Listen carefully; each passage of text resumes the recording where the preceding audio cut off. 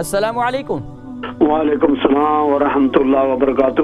حضور قاری صاحب، آپ نے ارشاد فرمایا کہ آس پاس کی جو ہوا ہے یا کوئی ایسی چیز ہے وہ معدے کو وہ بھی خراب کرتی ہیں، تو کوئی ایسا بھی نسخہ ہے آپ کے پاس جو غیظ اور غضب کو ختم کر کے محمد رسول اللہ صلی اللہ علیہ وسلم کا نور پیدا کرے تاکہ مسلمان کمیونٹی میں وہ غیظ اور غضب کی صورتحال پیدا نہ ہو؟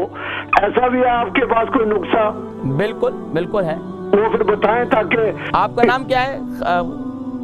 تاکہ کمیونٹی کو معلوم ہو سکے کہ قاری صاحب کے نظر میں وہ نسخہ بھی موجود ہے جو غیظ اور غضب کو ختم کر کے گھروں میں یا حکومتوں میں امن پیدا کرنے والا نسخہ ہو۔ سبحان اللہ۔ تو مولا علی مشکل کشا کا سب کا ایسا بیان فرمائیں انشاءاللہ۔ آپ کون مسٹر خان صاحب بات کر رہے ہیں؟ جی جی، بہت شکریہ خان صاحب، میں کال کرتا ہوں بریڈ فوڈ، آپ کو جواب کرتا ہوں انشاءاللہ۔ ایک اور خان صاحب تھے، کہہ رہے تھے ہماری کمیونٹی کے اندر آج ہر شخص جو ہے غیظ و غضب کا شکار ہے اور اس کو غصے کا شکار ہے۔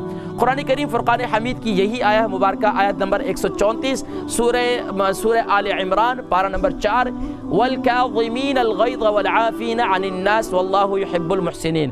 اور اللہ کے نبی صلی اللہ علیہ وسلم ارشاد فرمایا کہ سبحان اللہ، جب غصہ بہت زیادہ آئے تو اپنی ہیت کو چینج کر لو، کھڑے ہوئے تو بیٹھ جاؤ، بیٹھے ہوئے تو کھڑے ہو جاؤ، یا اپنے مقام کو چینج کر دو، حرکت کر لو، تو انشاءاللہ تمہارا غصہ ختم ہو جائے گا۔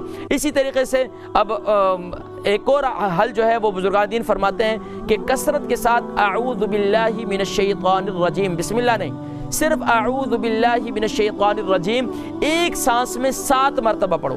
اعوذ باللہ من الشیطان الرجیم، اعوذ باللہ من الشیطان، ایک سانس میں 7 مرتبہ پڑھو تو انشاءاللہ غصے کی کیفیت جو ہے وہ ختم ہو جائے گی، اور انشاءاللہ دل میں دوسروں کے لیے نرمی پیدا کرنے کے لیے آپ کوشش یہ کیا کریں کہ اللہ تبارک و تعالیٰ کی بارگاہ میں تیسرا کلمہ کثرت سے پڑھا کریں، سبحان اللہ والحمد للہ ولا الہ الا اللہ واللہ اکبر ولا حول ولا قوت الا باللہ العلی العظیم۔ اور یہ جو میں نے آیا مبارکہ آیا نمبر 134 بتائی، یہ ہر فرض نماز کے بعد 3 مرتبہ پڑھ لیا کریں۔ ہر فرض نماز کے بعد جس کو بہت زیادہ غصہ آتا ہے، بہت زیادہ ہائپر ہوتا ہے، یاد رکھیے ہائپر رہنے کا کسی کو نقصان نہیں ہوتا، آپ کا اپنا نقصان ہوتا ہے، آپ کا اپنا معدہ خراب ہو جاتا ہے، اپنا دماغ بھی خراب ہوتا ہے، اور یہاں تک کہ دوسروں کو بھی خراب کر دیتے ہیں۔